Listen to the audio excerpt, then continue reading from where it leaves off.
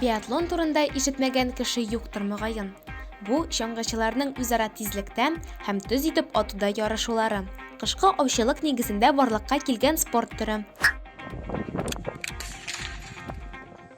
Беренче ярышлар Швед-Норвегия чик сакчылары тарафыннан оештырыла. 1924 елдан бирле Олимпия уеннары рәтенә кертелгән. Халыкара ярышларда 40-тан артык илнең вәкилләре катнаша. Спортчылар берничә төрдә көч сынаша. Шәхси узыш, эстафета, спринт, эзәрлекләү ярышы һәм башкалар.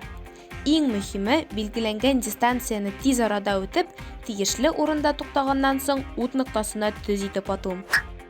Ярышларга әзерләнү кыш көне генә түгел, җәй көне дә дәвам итә.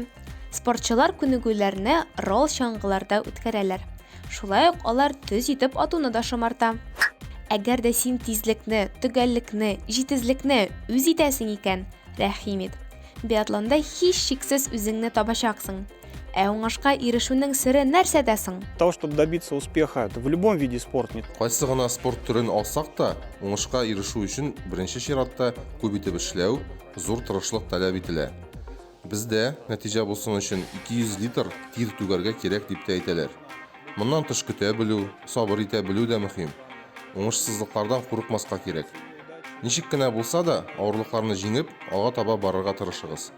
Шул вакытта югары нәтиҗәләргә ирешү мөмкин. Саф һавада булудан шатлык таба белегез. Телефонда әзрәк утырыгыз.